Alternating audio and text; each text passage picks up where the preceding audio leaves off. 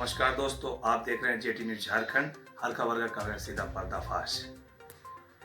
नमस्कार दोस्तों, जैसा कि आपको विजुअल में हम दिखा रहे हैं, हिंदपीढ़ी क्षेत्र में एक दर्दनाक घटना घटी और आपको बताते चले कि अब से कुछ दिन पहले सीआरपीएफ द्वारा हिंदपीढ़ी क्षेत्र में एक सब्जी बेचने वाले को बेरहमी से पीटा गया था, तो दूसरी तरफ विकलांग को बेरहमी से मारा गया था। और तीसरी तरफ ये भी बताते हैं कि वरिष्ठ पत्रकार एससीटीवी न्यूज के माननीय अशरफ खान पर भी लाठीचार्ज किया गया था, जो रोजे से थे वो, और रोजे के समय वो अपने ऑन ड्यूटी पर थे और घर की ओर जा रहे थे। इसी विषय में आज बहुत बड़ा हादसा हुआ है।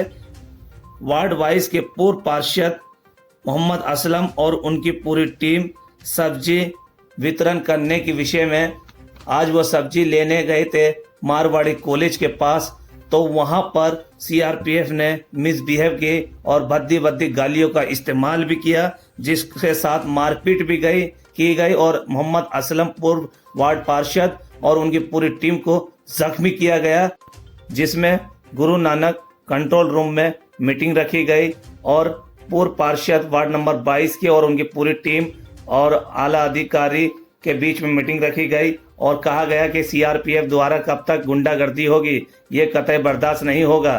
तो उसमें ये लिखा गया कि सीआरपीएफ को हिंदपीढ़ी से हटाया जाए और जिला प्रशासन को दिया जाए ताकि माहौल न बिगड़े। और साथ साथ ये भी बताते चले, सेंट्रल स्ट्रीट के पास सीआरपीएफ ने काफी गाड़ियों का क्षतिग्रस्त किया है, गाड़ियों को तोड़ा बेवजह। और साथ साथ ये भी बताते कि सेंट्रल स्ट्रीट में सीआरपीएफ द्वारा घर में घुसकर महिलाओं से अपशब्द और गाली गलौज का भी इस्तेमाल किया और घर के दरवाजों को भी डंडे से लात घूसों से दरवाजे टेढ़े किए गए। और साथ साथ ये भी बताते कि मोहम्मद अयान जो दवा लेने के लिए निकले थे, जो 16 साल का नाबालिग बच्चा है, उसको सीआरपीएफ ने पकड़कर तबीयत से बेरहमी से मारा, पीटा और जख्मी कर दिया, जिसका इलाजरत सदर हॉस्पिटल में है। आइए उस बच्चे की मां से जानते हैं क्या कहा। मगरिब के बाद अफ्तार के बाद हमारा लड़का बाहर भेजे थे दवा लाने के लिए और एक बैग प्रशासन उधर से तड़पा और तड़प के लाठी चार्ज करने लगा। और लाठी चार्ज करने के बाद हमारा बच्चा को दवा लाए भेजा, उसको समझ में नहीं आया, सब उधर दौड़ने लगा, सब घुस गया और हमारा बच्चा को पकड़ लिया। 16 साल का हमारा बच्चा है और उसको हम दवा लाए भेजे थे। प्रशासन उसको कहाँ मारा है और कहाँ लेके रखा है सो कोई पता नहीं। हमारा बच्चा हमको चाहिए हर हाल में। तो आपको सरकार से क्या कहना है? सरकार से ही कहना है कि उस नाबालिग बच्चा है, उसको मारा भी है, वो गलत किया है और हमारा बच्चा को चाहिए। हमारा बच्चा को सही सलामत घर आज ही हमको चाहिए, आज मेरा बच्चा को चाहिए अभी। यही जो बोली है वही घटना घटा है और प्रशासन से अपील है कि हमारा बच्चा को जितना जल्दी से जल्दी छोड़ दिया जाए। नाबालिग लड़का है और उसको छोड़ दिया जाए। वो दवा लाने गया था, बाई में देखा पुलिस दौड़ा धूपी हो रहा है, उस बीच में वो दौड़ गया, उसी में प्रशासन उसको पकड़ लिया और पकड़ करके मारने के बाद उसको ले गया है कहाँ।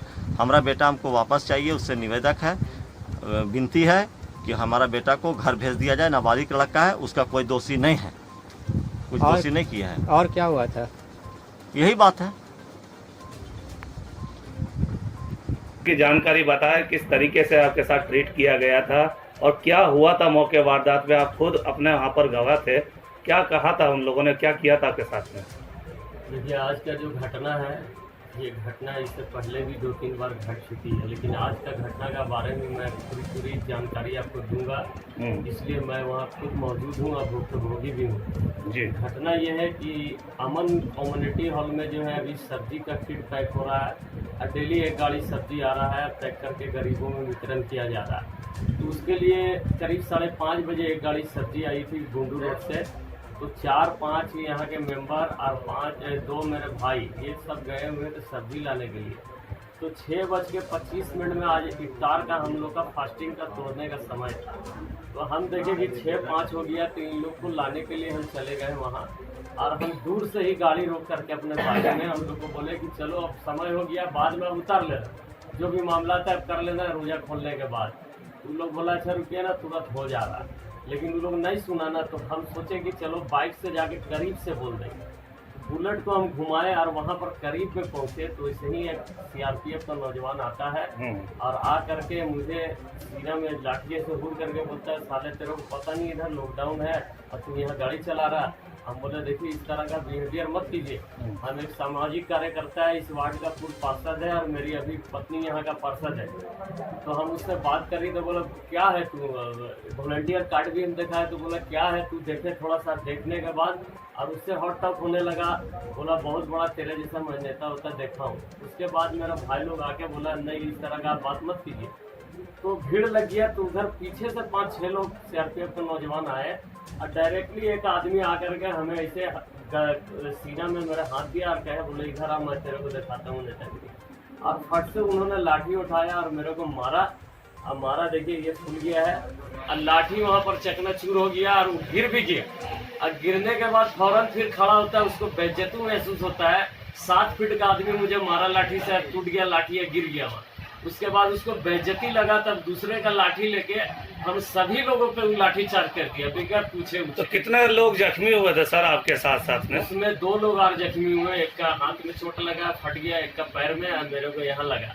उसके बाद हम सभी लोगों को लेकर के वहाँ से चले गए, बोले कि रमजान का है रोजा इफ्तार कर लेते, उसके बाद हम लोग बैठक करेंगे।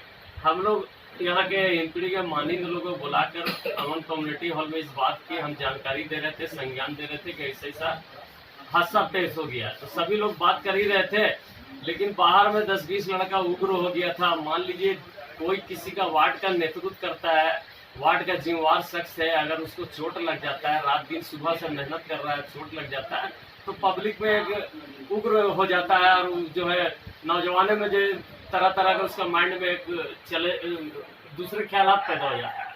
तो उन लोगों ने यहाँ से पीसीआर पार होता है उसके ऊपर पथराव वथराव कर दिया, हम लोगों ने रोका उसको, नहीं ये गलत है। उसके बाद फिर हिंदपीढ़ी का माहौल दूसरे रंग मोड़ रहा था।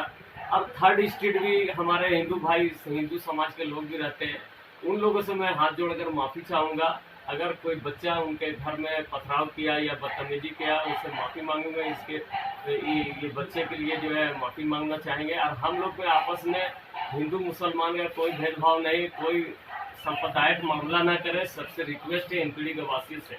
और सभी लोगों ने फिर हम लोगों को अपील करके सभी हिंदपीढ़ी के वासियों को ये अपील की है कि किसी तरह का कोई बात नहीं, एक छोटी सी घटना है और इसको घटना को भूल जाइए। व्हाट्सएप और फेसबुक में इस तरह का लोगों को भ्रमित नहीं करना। सबको अपील करके हम लोगों ने घर भेज दिया। अब भेजने के बाद उधर से जो है प्रशासन का लोग फिर आंसू गैस वगैरह छोड़े, हम लोग उसको भी रोके, सब लोग जाकर के समझाए। तब फौरन जो है सीनियर साहब आए, डीआईजी साहब आए, आईजी साहब आए। हम लोग डीआईजी साहब, आईजी साहब, एसपी साहब बोले कि फौरन हम लोग को बैठना चाहिए। हम लोगों ने कहा कि सर कहाँ बैठा जाए, उन्होंने कहा कि कंट्रोल रूम में गुरु नानक स्कूल में बैठा जाए। तो हम लोग 20 लोग वहाँ पर पहुँचे और अपना हम लोग चारों डिमांड रख दिए कि अभी का जो घटना है, इससे पहले भी घटना हो चुका है, हम लोग को अब जो है हिंदपीढ़ी में सीआरपीएफ का आवश्यकता नहीं है, सीआरपीएफ को हटाया जाए। दूसरी बात, जिन्होंने इस तरह का काम कर रहा है और पीसीआर भी 2 और 4, ये लोग को भी एक प्रेस से रिलेटिव रखते हैं, सदाब भाई, उनके ऊपर भी इस तरह का घटना हुआ। एक अपाहिज व्यक्ति, उसके ऊपर भी घटना हुआ। अशरफ प्रेस से अशरफ भाई को, उसके ऊपर भी लाठीचार्ज हुआ। तो प्रशासन से सारी बातों को हम लोगों ने अवगत करा दिया, उनके संज्ञान में दे दिया है और अपनी बात को भी रख दिया कि अब फौरन यहाँ से जो है सीआरपीएफ के नौजवानों को हटाया जाए। जिला प्रशासन का लोग लगभग आज 3 महीना 2.5 महीना से पार हो चुका है।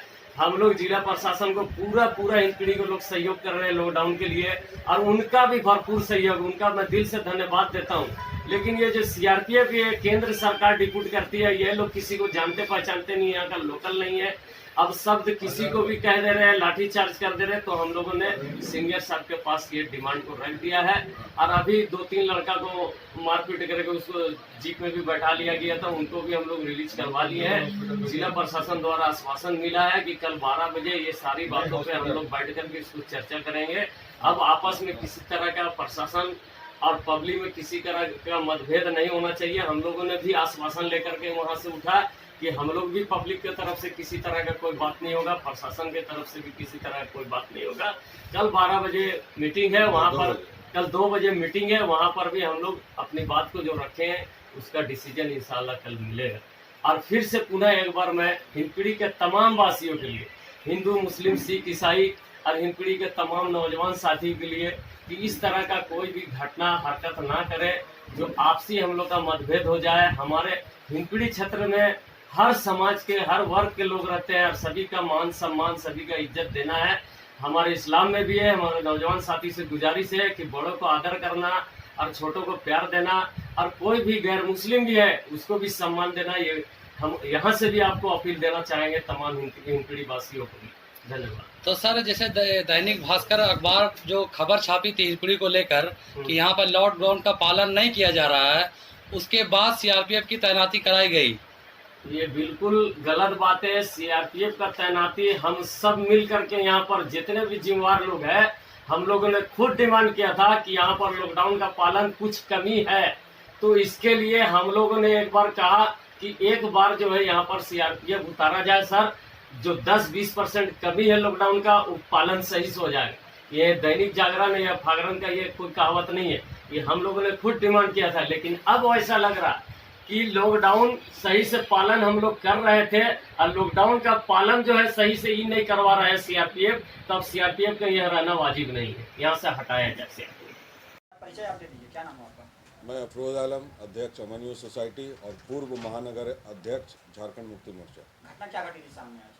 घटना हमारे अमन यूथ सोसाइटी के संरक्षक असलम साहब के साथ सीआरपीएफ के जवानों ने मारपीट की, गाली गलौज की, यही घटना है। इसके बाद फिर आप लोगों ने प्रशासन को संपर्क किया, आपकी बैठक हुई गुरु नानक स्कूल में, वहाँ पे क्या बैठक में आप लोग जो किए प्रशासन के साथ बैठक, उसमें क्या निर्णय लिया गया? प्रशासन देखिए, पुलिस प्रशासन है या जिला प्रशासन है, वो हमारे लिए, हमारे हिंदपीढ़ी के लिए अभी तक बहुत अच्छा काम की है, उनसे मेरी कोई शिकायत नहीं है। शिकायत हम लोगों की है सीआरपीएफ से।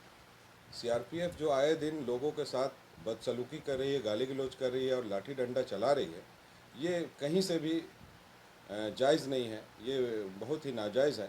इसी की शिकायत हम लोग पहले भी पुलिस प्रशासन से और जिला प्रशासन से कर चुके हैं।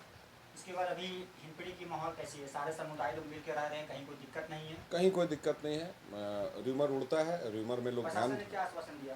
प्रशासन ने आश्वासन दिया, हम लोगों ने जो डिमांड रखा है उसी सिलसिले में कल एक बैठक रखी गई है और कल 2 बजे गुरु नानक स्कूल जो कंट्रोल रूम बनाया गया है कंटेनमेंट जोन का, वहीं पे बैठक है जिसमें हमारे एसएसपी साहब, डीसी साहब, हमारे डीआईजी साहब और ट्रैफिक एसपी साहब सारे लोग मौजूद रहेंगे। और आज भी बैठक में सारे लोग मौजूद थे।